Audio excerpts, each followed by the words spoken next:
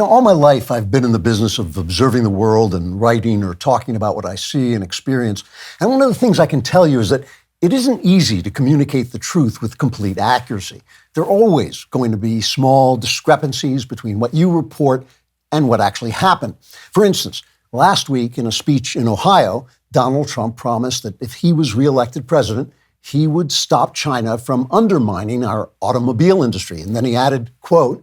"That's if I get elected. If I don't get elected, it's going to be a bloodbath," unquote.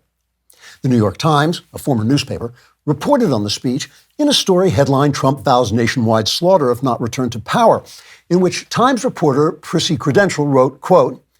"Pushing his campaign rhetoric to unprecedented levels of violence, former President Donald Trump swore he would unleash a bloodbath on America if he was not reinstalled in the White House this November. An obvious threat to reenact the January 6, 2021 insurrection at the Capitol, the worst constitutional crisis since the Civil War of the 1860s, when 700,000 Americans lost their lives and Trump bathed in their blood. An unthinkably horrific act made famous by the 16th century Hungarian Countess Elizabeth Bathory, who imitated Trump by torturing and murdering more than 600 virgins and bathing in their blood. An act that inspired Bram Stoker in the writing of Dracula, which describes how Donald Trump would disguise himself as a coachman and ride out of the crumbling Trump castle in the dead of night, whipping his 6 sin-black Trump horses into a lather as he descended on innocent villagers, morphing from a billionaire real estate mogul into a gigantic bat in order to plunge his teeth into the throats of innocent and shapely women and drain their lives away while they lay helpless in his clutches if he is not reelected to the presidency. That's why in 2017, thousands of women took to the streets wearing pink hats and shrieking out of faces distorted by feminist rage to the point of repulsive ugliness in order to protest the 400-year rampage during which Trump fueled his soulless immortality with female blood, which many feminists consider not merely homicidal, but also sexist and racist in its privileging of blonde white women with large breasts nearly exposed by their open nightgowns so that the thick scarlet drool dripping from Trump's gore-soaked mouth could be seen by his demonic red eyes to be running in disgusting rivulets over their tremulous white flesh if he is not returned to office.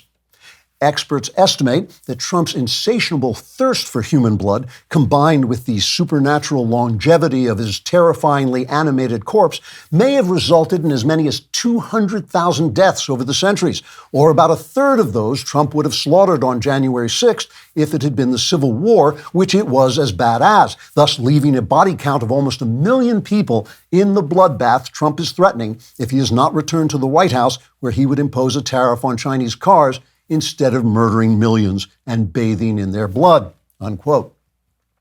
Now, those of you who have journalistic training may have noticed that here and there, the Times reporting veered from absolute accuracy in order to convey a deeper impression of the intent behind Trump's words.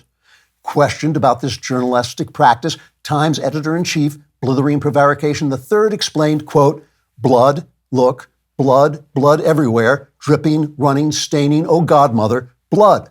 unquote. Mr. Third's remarks were followed by a lengthy period of inarticulate sobbing, after which he became so upset that he vomited, which the paper plans to run tomorrow as its lead editorial. Giving a more in-depth account of the Times' impressionist reporting, Columbia School of Journalism professor Vladimir Mohammed, who holds the J School's Walter Duranty Chair of Intentionally Rampant Mendacity, said, quote, "America is simply going to have to choose whether it can endure 7 more months of Trump and the horrific atrocities we're going to imagine he'll commit. And that's if he's not elected. If he is elected, it'll be a bloodbath." For more Klavan-y spectacularness, like and subscribe. And don't forget to subscribe to The Andrew Klavan Show wherever you get your podcasts.